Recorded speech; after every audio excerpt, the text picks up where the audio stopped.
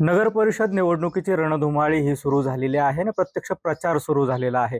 श्रीगोंदा नगर परिषदेच्या निवडणुकीसाठी भाजपचे आमदार विक्रमसिंह पाचपुते हे स्वतः निवडणूक प्रचारामध्ये सहभागी झालेले आहेत. त्यांच्यासोबत त्यांची सर्व टीम जी आहे तर ती या ठिकाणी पाहायला मिळते. सोबतच नगराध्यक्ष पदाच्या उमेदवार सुनीता खेतमाळे या देखील या ठिकाणी आहेत.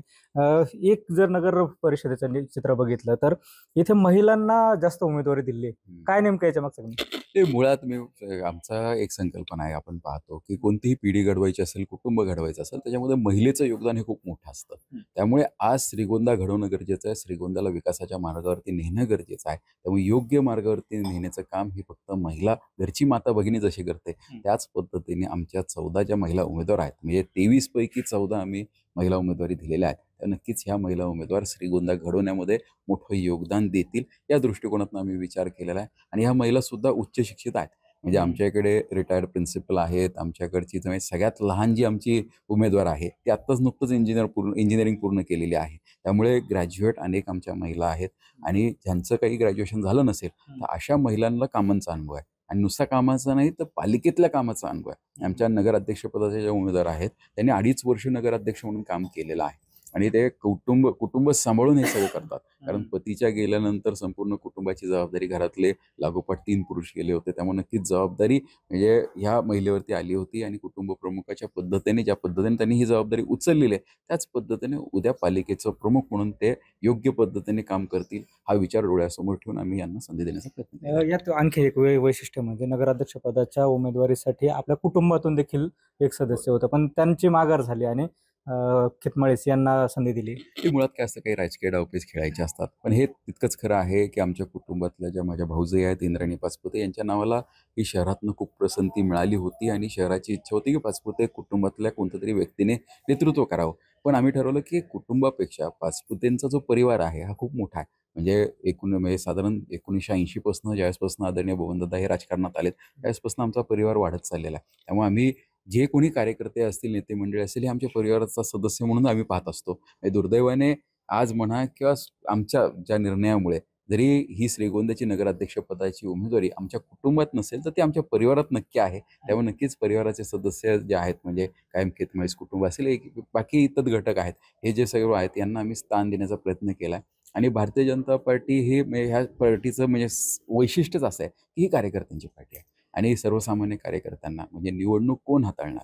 आज परिस्थिती अशी होती की खेतमाळीस कुटुंबामध्ये तुम्ही जर संधी दिली तर अनेकदा असं पाहिलं जातं की मोठं कुटुंब पाहिजे किंवा आर्थिक परिस्थिती पाहिली जाते, त्यांच्याकडे काही यंत्रणा लावण्याजोगे काही कार्यकर्ते, तरुण मित्र, मुलं बरोबर आहेत का हे पाहिलं जातं. पण भारतीय जनता पार्टी श्रीगोंद्यामध्ये ही सक्षम आहे. आमचे सर्व कार्यकर्ते म्हणजे कुटुंबातनं खेतमाळीस म्हणजे ताईंना जरी साथ द्यायला खास अशी लोकं नसली, म्हणजे बोटावर मोजण्या इतकी लोकं असली तरी सुद्धा आम्ही मोठ्या संख्येने आमचे सर्व कार्यकर्ते, आमचे सर्व नेते मंडळी आणि माझे आदरणीय बबनदादांचे सर्व सहकारी हे निवडणुकीमध्ये उतरलेले आहेत. सुनीता खेतमाळेस आपल्या सोबत आहेत. तुम्ही दैनंदिन कामं जे आहेत घरचे, कारण आम्ही बघितलं तुम्ही अगदी घरातले सर्व कामं करून प्रचाराला निघताय. कसा तुम्हाला प्रतिसाद मिळतोय? लोकांकडनं कसं तुम्हाला प्रतिसाद मिळतो? सकाळ स्वयंपाक करून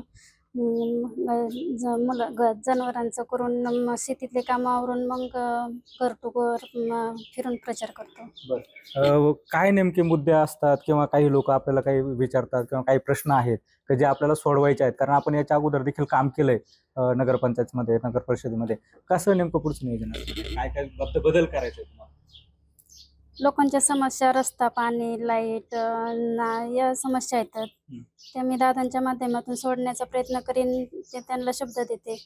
आणि लाडकी बहीण योजना या पण त्यांचे म्हणजे हे तर त्याच्यावर खुश आहेत महिला. हो.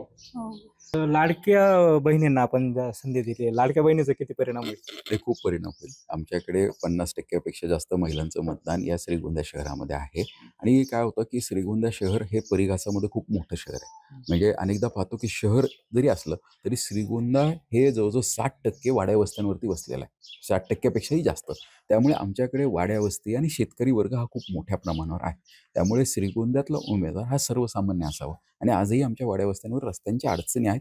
कारण काय झालं की सत्ता आम्हाला मिळत गेली, पण दुर्दैवाने सत्ताचं जे केंद्रबिंदू होतं, अध्यक्षपद आम्हाला हे मिळालं नाही. आणि ज्यावेळेस आम्ही सत्तेवर नव्हतो त्यावेळेस आम्हाला सत्ता मिळाली आणि वरती सरकार आमचं नव्हतं. आज केंद्रात भारतीय जनता पार्टीचं सरकार आहे, राज्यात आहे, तालुक्याचे आमदार भारतीय जनता पार्टीचं. जनतेची भावना आहे की यावेळेस नगरपालिका सुद्धा भारतीय जनता पार्टीच्याच ताब्यात द्यावी, म्हणजे विकासाला कोणतीही अडचण राहणार नाही, कोणताही खीळ बसणार नाही.